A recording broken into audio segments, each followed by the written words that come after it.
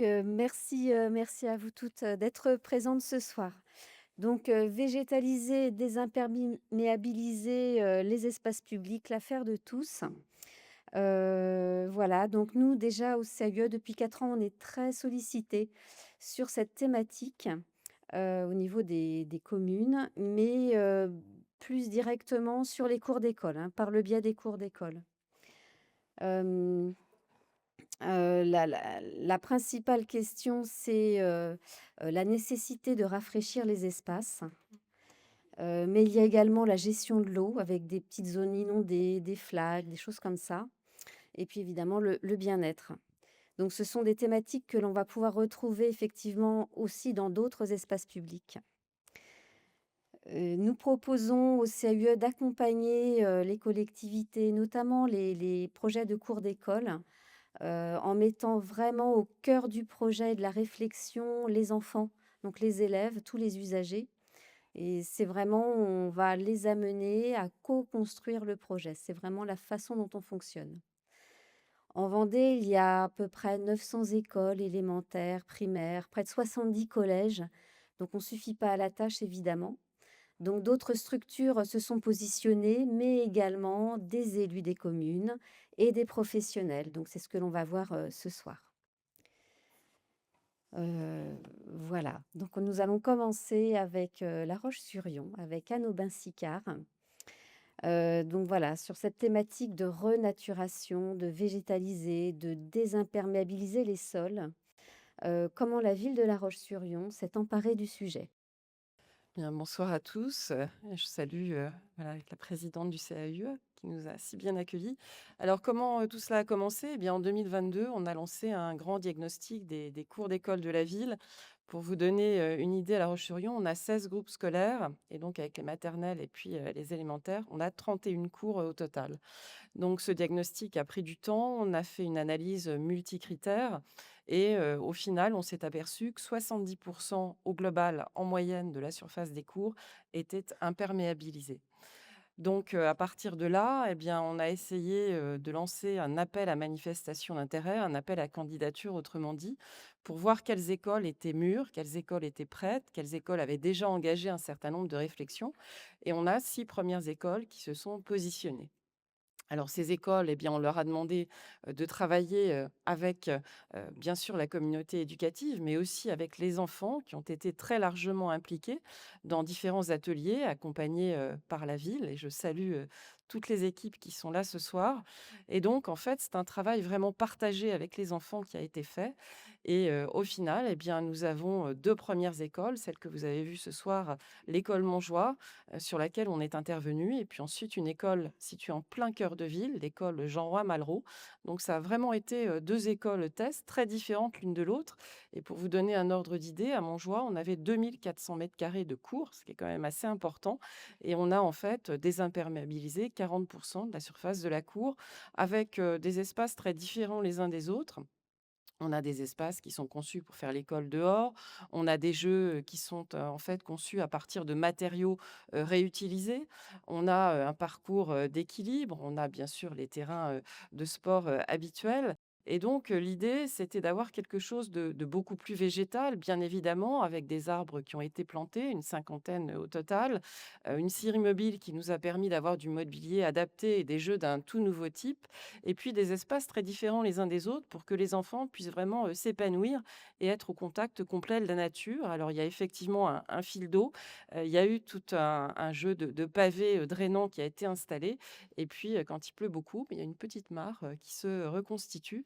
Donc voilà, ce sont, des cours qui sont vraiment, agréables à vivre et qui n'ont plus rien à voir avec ce que l'on connaissait auparavant. Alors il y avait une crainte des enseignants, voilà, les couloirs, les classes vont être sales. Donc les enfants se sont équipés de chaussons et voilà, ça a très bien fonctionné. Alors on a un petit peu de recul maintenant et il y a une grande satisfaction en fait, à la fois de la communauté éducative, des parents et des enfants. Alors je retiens la 50 arbres, c'est énorme, ça fait plaisir à entendre quand on voit que, autant de tilleuls notamment ont été coupés dans les cours d'école. Donc c'est une vraiment, ça fait voilà, plaisir à entendre de savoir que l'on replante dorénavant, des arbres dans les cours. Et puis deuxième question, sur ces cols des cours renaturés, est-ce qu'il y a une mutualisation, par rapport, à la vie du quartier, aux habitants? Est-ce qu'il y a la possibilité de les ouvrir? Et quand ça se fait, comment ça se passe? Alors, sur les 16 groupes scolaires, il y en a 10 dans lesquels effectivement on fonctionne en cours ouverte. Alors, c'est pas lié en fait, ces cours ouvertes aux travaux qu'on a engagés de végétalisation. Elles étaient déjà depuis les années 90 ouvertes. On a en fait quelques quartiers dans la ville où il y a relativement peu d'espaces verts et donc la décision avait été prise en son temps d'ouvrir ces cours pour permettre au public d'avoir accès à des espaces de jeu. Alors aujourd'hui, des espaces évidemment qui sont presque des mini-parcs, mais voilà, ce principe était décorrélé au départ et aujourd'hui, on a des espaces, voilà, beaucoup plus agréables qui sont, ouverts sur le quartier et qui continuent à l'être, bien évidemment. Merci beaucoup. Donc, Clotilde Drin, vous êtes paysagiste concepteur. Alors, le paysagiste concepteur accompagne les collectivités et les porteurs de projets. Par son savoir-faire pluridisciplinaire, il est à même de croiser des approches techniques, économiques, mais aussi culturelles, sociologiques et artistiques. Voilà, pour apporter une réponse adaptée et singulière à chaque projet. Donc depuis 3 ans, vous avez accompagné, conçu et réalisé plusieurs projets de renaturation de cours d'école sur le département en tant que paysagiste concepteur.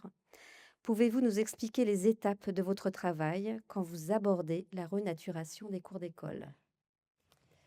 Bonsoir à tous. Donc la démarche de projet est similaire en fait aux autres projets de paysage sur lesquels, en tant que paysagiste concepteur, je suis amenée à travailler. Néanmoins, il est important d'y intégrer un volet de concertation entre les différents acteurs. J'ajoute également qu'une temporalité raisonnable est à respecter. Il faut prendre le temps pour faire mûrir le projet et amener l'ensemble des acteurs à évoluer avec la réflexion d'ensemble. Dans le cas de Mouchamp, les travaux de rénovation et d'agrandissement de l'école étaient en cours de réalisation. L'étude a donc dû s'adapter au planning. Au démarrage de l'étude, donc, il s'agit de cerner l'ensemble des acteurs, y associer toutes les forces vives en place et les identifier. Cela va des élus, des services techniques avec les agents des services espaces verts, l'équipe pédagogique au complet, les élèves, les parents, les bénévoles de la commune, etc. Le but, c'est vraiment de lier toutes ces personnes autour d'un projet et par là même de le faire rayonner à l'extérieur des murs. Montrer qu'une végétalisation d'espace, c'est possible et qu'on y trouve des bénéfices au travers du vivant. Il peut être intéressant de former des comités donc, de pilotage, donc, comme c'était le cas à Mauchamp. Nous avions un comité donc restreint qui a suivi les réunions de travail et un comité plus élargi avec l'ensemble des acteurs. Donc à Mouchamp, nous avons ainsi entamé le travail donc avec une première réunion en copie élargie pour établir le programme précis de l'opération. Puis à la suite, donc j'ai réalisé un état des lieux, la cour. Il restait plus grand-chose hein, avec les travaux d'agrandissement. Puis ensuite a eu lieu donc la deuxième réunion, vraiment avec un atelier participatif pour poursuivre cette concertation, donc avec visualisation d'un diaporama sur la renaturation des corps d'école, ce qui a permis d'exposer à l'ensemble des acteurs ce qu'est une cour végétalisée renaturée, et également de présenter les différents enjeux présents. Puis sur un plan, donc lors de ce rendez-vous, sur un plan de l'espace extérieur de l'école, nous avons organisé l'espace entre zones d'activité, espaces de repos. L'atelier permet vraiment de faire ressortir les différents regards, les espoirs et les freins présents au sein des acteurs. Il s'agit de créer une démarche, une cohésion d'équipe, de confronter les idées et de lancer les grandes lignes du projet. Donc pour les enfants, dans le cas d'autres écoles, j'ai apprécié que le CAUE réalise en amont le programme à petits pas. Cela permet d'associer les enfants à la réflexion. Ici, à Mouchamp, ce sont les enseignants qui s'en sont chargés. Donc, j'ai pu visualiser les dessins de la cour rêvée des enfants et ça a été une grande aide. Puis ensuite, donc, j'ai réalisé ce travail de conception où le but est de faire la synthèse des enjeux et de réaliser des arbitrages par rapport au programme établi. Donc, c'est ici que le regard du paysagiste concepteur est essentiel. Un diagnostic de paysage donc, a été réalisé à l'échelle du territoire alentour pour situer vraiment le projet dans son contexte. Les travaux avaient fortement impacté l'environnement de la cour. La composition a été donc repensée avec plusieurs points importants, dont notamment la création d'un axe de perspective depuis l'entrée principale de l'école vers le futur jardin Samuel Paty, en ouvrant le mur d'enceinte en pierre. Donc, on a également traité la frange qui était entre les locatifs présents aux abords immédiats de la cour. J'ai également pris en compte les usages actuels et futurs, notamment donc l'utilisation de la cour par la périscolaire. Et l'accent a été mis sur le travail vraiment pour retrouver un sol vivant avec la suppression des revêtements imperméables, le confortement des arbres en place. On avait notamment un tilleul centenaire qu'on tenait vraiment à conserver et on a mis en place, enfin moi j'imaginais donc des massifs qui vont filtrer aussi les eaux de ruissellement et un travail également la mixité au sein de la cour, comment on organise cette cour pour que l'espace soit partagé équitablement entre les enfants, les petits, les grands, mais également entre les filles et les garçons. Voilà. Et ensuite, donc la démarche s'est poursuivie avec les phases donc traditionnelles, AVP avant-projet et Pro-DCE. Donc une consultation a été faite pour la réalisation des travaux. Donc là, il a été important que le COPIL soit élargi, soit informé de l'avancement de la démarche. Puis, lors de la phase travaux, des bénévoles sont intervenus pour différents travaux, comme la disposition du paillage, par exemple, et les enfants étaient associés aux plantations. Donc, pendant le déroulement des travaux, nous avions une entreprise de paysage, VSE, un menuisier, la Fabrique du Châtaignier, qui assurait tout le mobilier, les bancs, les bacs de rangement en bois local, le plâtrage bois également, et Naturénien, qui a réalisé les structures en osier vivant. Or, plusieurs points techniques ont dû être résolus. C'est un appui nécessaire pour le maître d'ouvrage d'avoir un paysagiste concepteur vraiment sur cette phase travaux et qui va assurer le suivi du chantier. Surtout ici dans le cadre de travaux où le chantier coexistait avec des travaux sur le bâtiment. Voilà. Et une fois la réception des travaux réalisés, quand même, nous avons poursuivi et terminé cette concertation en réalisant une charte d'utilisation des cours de l'école. Alors ça, c'est très important. Ça permet de conserver la mémoire du projet, des travaux, parce qu'on sait que les personnes, elles vont changer. Donc, il faut pouvoir garder un fil rouge et dire, nous avons décidé, donc qui fait quoi, comment, à quel moment. Et ce document, ça sera un vrai guide, voilà, pour l'avenir de l'école. Merci. Donc un énorme travail et du temps. Je retiens, Oui, l'idée qu'il faut du temps et pas vouloir aller trop vite sur des solutions, de court terme. Là, on est vraiment du temps, de la complètement. concertation et une ouverture sur les ressources, humaines en place. Et puis ma deuxième question, c'est vous êtes également élu de Roche-Trejoux, petite commune de 1 000 habitants, labellisée Ville et Village Fleuri avec une fleur, je crois que ça a été dit tout à l'heure, qui a réménagé sa cour d'école publique pour ses 40 élèves. Donc pouvez-vous nous poser les points clés de ce projet? Oui. Alors tout à fait. Donc à Roche-Trejoux, nous avions fait donc la constatation lors des épisodes de chaleur que la cour de l'école publique, elle était invivable. C'était une cour orientée donc plein sud et les enfants restaient alignés et assis derrière le mur d'enceinte de l'école pendant toute la récréation. Donc ça, c'est pas acceptable. Et dans le même temps, moi j'avais fait le constat, donc depuis la rénovation récente de la mairie, l'entrée de ces dernières se faisait avec le monument aux morts positionné devant l'entrée. Et en plus, nous constations que la sortie de l'école se faisait le long de la rue principale, donc qui était peu sécurisée. Et puis ensuite, la commune a pu acquérir un terrain juste en face de l'école et de la mairie, de l'autre côté de la route. Donc c'est en prenant un fil, puis un autre, que petit à petit, nous avons déroulé une pelote et décidé de prendre les choses dans l'ordre. Donc pour réaménager l'espace, il fallait dans un premier temps renaturer la cour de l'école et à la suite prévoir l'aménagement de la mairie et l'aménagement d'un jardin. Tout ceci donc en se plaçant dans une démarche globale de renaturation de nos centres-bourgs. Donc pour la cour de l'école, la mairie de Roche-Trejoux s'est emparée du sujet en 2021 et a bénéficié donc d'un accompagnement du CPIE Sèvres-et-Bocage. Ce dernier a pu répondre à la demande en accompagnant les 2 écoles de la commune en phase conception. Donc nous avons eu l'école publique, mais également l'école privée qui a pu bénéficier de cette démarche. L'ARS a été associée par le projet également Bulle de nature pour la santé des enfants et leur bien-être. Et donc, j'ai pu participer à la démarche en tant qu'élue et avec ma casquette pardon, de paysagiste conceptrice en animant avec le CPIE l'atelier participatif qui a été mené avec les différents acteurs des 2 écoles, ce qui a permis de mettre en avant l'organisation future des espaces en fonction des usages. Et côté conception, donc j'ai suggéré nous avons redéfini en fait le périmètre de la cour d'école. Nous avons supprimé, il y avait un mur et un puits contemporain. Là, vous devez voir un petit peu, voilà, les images passées. La cour était légèrement plus réduite, donc là, ça a permis de retrouver une cohérence paysagère avec un alignement de la clôture au niveau de la façade et donc d'avoir un espace agrandi. Et le magnolia existant a pu également retrouver sa place, du coup, dans la cour d'école. Donc nous souhaitions la déconnexion des autres toitures, apporter de la fraîcheur, avoir un espace plus ouvert et ludique. Et la cabane en osier vivant donc, a été réalisée avec les enfants. Et nous avions également mis en place des ombrières, support de plantes grimpantes qui végétaliseront la façade. Les travaux ont été réalisés à l'été 2022, accompagnés par le CPIE, et des chantiers collectifs ont eu lieu, notamment un chantier collectif à la fin du mois d'août avec les parents, les élus, l'équipe enseignante et les agents communaux, et un chantier en novembre 2022 avec les enfants pour les plantations.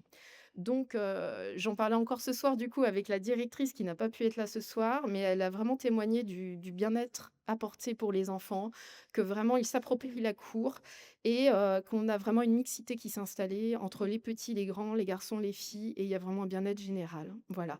Et cette course, c'est vraiment une première étape de la végétalisation du centre-bourg de Rochetrejou, avec à la suite donc l'aménagement de l'entrée de la mairie et du jardin qui viendront prochainement et qui serviront d'espace extérieur également pour l'école. Donc c'est une démonstration que d'un problème ciblé, il est important de dézoomer pour produire une vision globale et programmatique. Merci beaucoup. Et nous avez pas avance Coréen. Donc, pour notre troisième intervenante, Adeline Auberger, vous êtes élue de la Maillerais-Tillets, petite commune de 1500 habitants, labellisée village en poésie, ville et village fleuri avec une fleur également, et terre saine commune sans pesticides. Voilà, donc en tant que collectivité, vous n'avez pas forcément commencé par la cour d'école. Voilà. Vous vous avez, voilà, vous avez commencé par travailler sur d'autres espaces publics. Pouvez-vous nous développer? Oui, alors je ne sais pas si vous allez voir des photos, mais en tout cas, lors du mandat précédent, il y a 8 tilleuls sur un trottoir. Voilà, vous voyez le trottoir tel qu'il était quand, on a démarré notre mandat. Donc 8 tilleuls qui ont été coupés parce que très probablement plantés trop près des murs des riverains et puis, bitumés jusqu'à leur tronc, ce qui fait ils soufflaient en fait et le bitume et les murs des riverains. Et en fait, là, on est sur une, entrée accessoire de la commune, mais on est quand même sur une entrée de la commune et tout de suite, dès le début du mandat, la commission environnement s'est dit: «À cet endroit-là, il faudra qu'on fasse quelque chose». Mais en fait, là, je rejoins la question du temps nécessaire quand même à maturer un peu, le projet, parce qu'on savait qu'on allait vouloir enlever le bitume. Ça, c'était assez facile dans notre idée. Et puis on a, quand même pour mobiliser plus largement que les quelques convaincus qu'on était dans la commission environnement, fait une fresque du climat pour l'ensemble du conseil municipal en 2021. Et en 2022, on a organisé pour la commission enfin les commissions voirie et environnement de l'ensemble du territoire du pays de Pouzauges, une petite formation à la gestion intégrée des eaux pluviales, tant sur les questions des enjeux que sur les questions des moyens et aménagements, dans une démarche, relativement simple. Donc on a, fait ces travaux-là de montée en conviction et en 2023, on arrive au moment et les planètes s'alignent petit à petit où Vendéo met en place, une enveloppe pour des expérimentations de désimperméabilisation et d'infiltration des eaux pluviales, à destination des communes qui souhaitent, faire des petits projets un peu pilotes. Et là, nous, on se dit: «Bah, peut-être c'est là le moment». Donc on a ouvert, le sujet alors qu'on discutait déjà avec les CPIE avec qui on a une convention pluriannuelle d'objectifs et on s'est mis, pas autour de la table, mais autour du trottoir de la rue des Monts avec Vendéo, le CPIE, la commission environnement et notre agent technique et on a, très vite, revalidé l'idée de désimperméabiliser. C'est un endroit, en fait, où se stationnaient, potentiellement 8 à 10 voitures, donc il y a eu la question du stationnement qui s'est posée, de savoir si on laissait de la place à la voiture, combien de place et cetera. Et puis, on est allé plus loin puisqu'on est, en fait, en contrebas là de la rue très, très vite à moins de 50 mètres, on est dans le Lay et donc l'ensemble des eaux de voirie, vont très, très rapidement dans la rivière, et donc on s'est dit: «C'est aussi l'occasion dans cet espace-là», donc il y avait plus de 330 carrés de mémoire débitumés, de collecter les eaux pluviales de la route, donc de la route principale qu'on voit et d'une petite route qui vient là en biais, et donc on arrive à collecter près de 700 carrés d'eau de ruissellement dans cet espace-là par le biais de tranchées, drainantes, qui du coup, sont là dans la lignée des arbres et qui ont vocation aussi à les alimenter en eau. Même si l'été était très sec, hein, au moment des prises de vue, comme peut-être partout ailleurs, mais voilà, et on a fait vraiment ce choix de démarrer par un petit projet à taille humaine qu'on a, piloté, nous en direct. Voilà, on a fait alors le CPE nous a accompagnés dans la démarche, le plan, mais après on a, géré ensemble et on a fait les plantations avec, notre agent technique, puisqu'il y a des plantations de pieds de mur voilà. Quelle suite envisagez-vous sur les autres espaces publics? Ouais. Alors derrière ce projet-là, on a mené quelques petites expérimentations. Pareil, en régie avec, nos visions et puis, nos moyens. On a, sur, un parking de 220 carrés dans le centre-bourg, en fait, qui était complètement bitumé avec, vraiment en plus avec, un profil qui avait la Valoir en bas. En fait, on a débitumé 12 carrés pardon, en bas de ce parking-là, sur 40 centimètres d'épaisseur, et en fait, on arrive à collecter sans problématique particulière les 220 carrés d'eau, dans ce petit espace qui est devenu maintenant un parterre, du coup fleuri. On a aussi, travaillé dans un lotissement à infiltrer les eaux de voirie dans les espaces qui étaient plantés à l'époque et qu'on a enherbés et élargis pour réduire la largeur des trottoirs en mobilisant les personnes du lotissement de façon un peu expérimentale et en les sensibilisant à la gestion intégrée des eaux pluviales. Et puis le dernier en date qui est en cours là, c'est, une chicane qu'on devait faire dans le bourg, et ça montre l'importance de remettre en question vraiment nos pratiques, puisque voilà, on demande, à nos entreprises un devis pour faire une chicane normale, et donc ils nous font un devis pour faire une chicane, remplie de béton, et en fait, en recevant le devis, on s'est dit: «Mais en fait, c'est pas tout à fait enfin, on avait oublié notre notre logique, et en fait, on a retravaillé pour qu'elle soit cette chicane infiltrante, et elle va infiltrer les 45 carrés de zone de captage de voirie juste au-dessus. Par, voilà, 4 carrés de tranchées drainantes aussi. Voilà, et donc, pardon, de ces petites expériences, en fait, on voudrait, aller forcément plus loin. Alors, on a un projet de désimperméabilisation de la cour d'école qui va se lancer là en 2026. Donc les 2 cours, sur, tout à fait un format proche de ce qu'a fait Roche-Rejoux, vont pouvoir être, désimperméabilisées pour 60 de leur surface, et on va collecter les 3/4 des eaux de toiture de l'ensemble de l'école. On a aussi eu des problèmes d'inondation peut-être sur certaines communes, vous les avez aussi, sur des événements très violents, en fait, où les réseaux d'eau pluviale ne suffisent plus à collecter l'ensemble des eaux pluviales, et donc nous, on avait des zones où des riverains inondaient à chaque fois qu'il y avait des orages très importants, et donc on a fait, une dérivation de notre, circuit d'eau pluviale classique, par le biais de tranchées filtrantes successives sur 50 mètres de long. Donc il y a de mémoire plus de 260 mètres cubes de stockage d'eau avant de finir dans une zone humide pour soulager les réseaux, et en fait, comme pour l'instant on travaille un peu au coup par coup, on lance là sur 2026 un schéma directeur des eaux pluviales pour nous permettre d'avoir une vraie stratégie à long terme et de savoir où et dans quelles conditions créer ces îlots de fraîcheur, ces zones de captage d'eau, et voilà, avancer de façon un peu plus, sereine. Très bien, merci beaucoup. Donc, on peut retenir la stratégie globale, la vision globale. C'est quand même quelque chose que toutes les trois, vous avez abordé. Et puis également, j'espère que vos trois témoignages sur dans des configurations de communes différentes, sur des projets d'échelle, d'envergure différentes, vous auront donné envie de tester cela également chez vous. C'est vraiment une histoire d'envie et de motivation, puisqu'on se rend compte que quels que soient les moyens, on peut faire quelque chose. Voilà, les 3 personnes présentes, que je remercie, voilà, nous l'ont démontré. Voilà, merci beaucoup.